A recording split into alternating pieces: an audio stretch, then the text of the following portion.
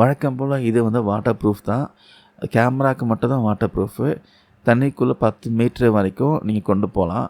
ஆனால் ஒரு வார்னிங் கொடுத்துருக்காங்க, கேமராவுக்கு மட்டும்தான் வாட்டர் ப்ரூஃபு. இந்த பாடுக்கு பார்த்தீங்கன்னா வாட்டர் ப்ரூஃப் கிடையாது, பார்த்துக்கோங்க. கோ 3யோட கம்பேர் பண்ணுறப்போ இந்த அல்ட்ராவோட கிளாரிட்டி பார்த்தீங்கன்னா அட்டகாசம் சொல்லலாம்.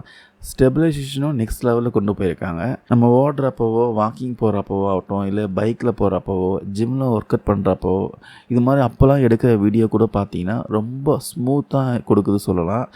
HDR மோடு இருக்கிறதுல லைட்டிங் சேஞ்ச் ஆகுறப்போ கண்டிப்பாக சூப்பராக ஹேண்டில் பண்ணுது. அதுக்கப்புறம் ஸ்டெபிலைசேஷனு இதுதான் பார்த்தீங்கன்னா Insta360 உடைய மெயின் ஹைலைட்டுன்னு சொல்லலாம். அதாவது ஃப்ளோ ஸ்டேட் ஸ்டெபிலைசேஷன் பார்த்தீங்கன்னா பக்காவாக வேலை செய்யுது. காற்று, அசைவு, ஜெர்க்ஸு எல்லாத்தையும் சர்ப்ரைஸ் பண்ணி நல்ல சினிமாட்டிக் அவுட்புட் தருதுன்னு சொல்லலாம். லாகிங், ட்ராவலு, மோட்டோ லாகு எல்லாத்துக்கும் பார்த்தீங்கன்னா சூப்பராக இருக்கும். பின் நாய்ஸ் குறைச்சிருக்காங்க, வாய்ஸ் க்ளீனாக வரும். ஆனால் ஒரு கோப்ரோ லெவலுக்கு இன்னும் கொஞ்சம் போகணும். கேமரா சின்ன சைஸாக இருக்கிறதுனால பேட்ரி லைஃப் பார்த்தீங்கன்னா ஆவரேஜ் தான்.